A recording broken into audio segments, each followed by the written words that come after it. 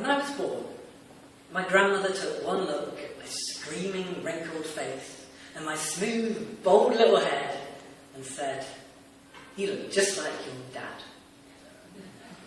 Now, I don't know if my baby ears have been listening or if something else has shifted somewhere in the womb, but when the midwife placed me on my mother's arms and said, "Congratulations, it's a girl," all I know is my world got hard.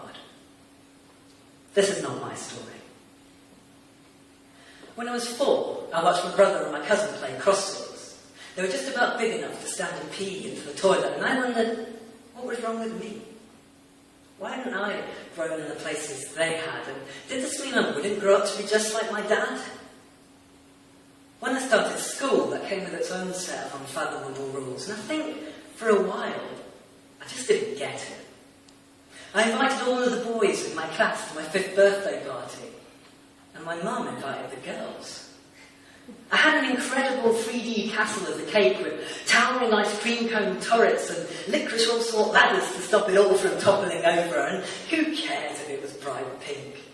And when I realised later that some of the girls had bought me dolls as presents, all I could think was, why should people who bought such stupid gifts be allowed to come to my party? This is not my story.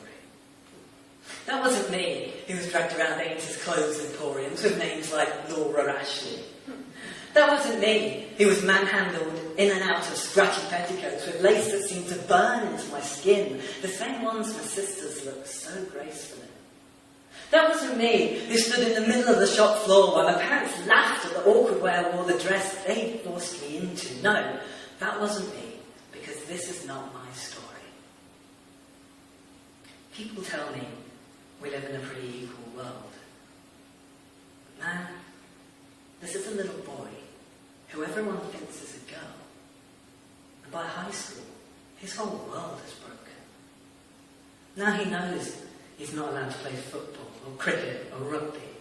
He's not allowed to read the Beano or join the Beavers or the Scouts. He's not allowed to dash about or let his knees fall to either side of a chair when he sits down. He's not allowed to wear the clothes he likes.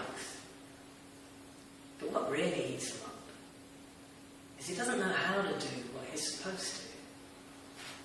He does have a few female friends who one day invite him for a sleepover, and then he finds himself sitting there whilst they rub makeup into his humiliated cheeks, the smell making his eyes water in a way that feels like crying.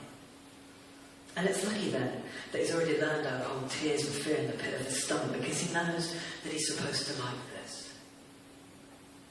When they change brazenly in front of each other later into Walt Disney-themed nightwear, he keeps his eyes averted until he can sneak out of the door.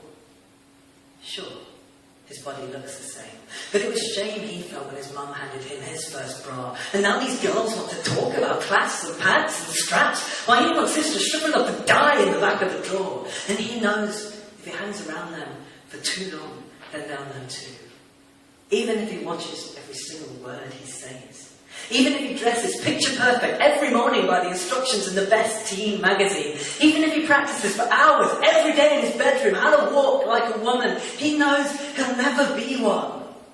The words don't sound right. The clothes won't hang right. The walk refuses to fit his legs. And so he lives instead with a secret that makes him think about suicide when he wakes up, and makes him think about suicide when he goes to bed, until in the end he realises he can drink his problems away, and makes friends for the next 15 years with alcoholics who are too drunk to see beyond their own misery. This is not my story.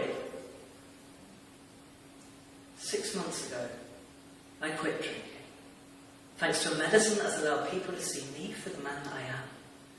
But the first step was allowing myself to accept that not all men come in the bodies we expect. This is not my story, but these are the only words I have. Thanks, everyone.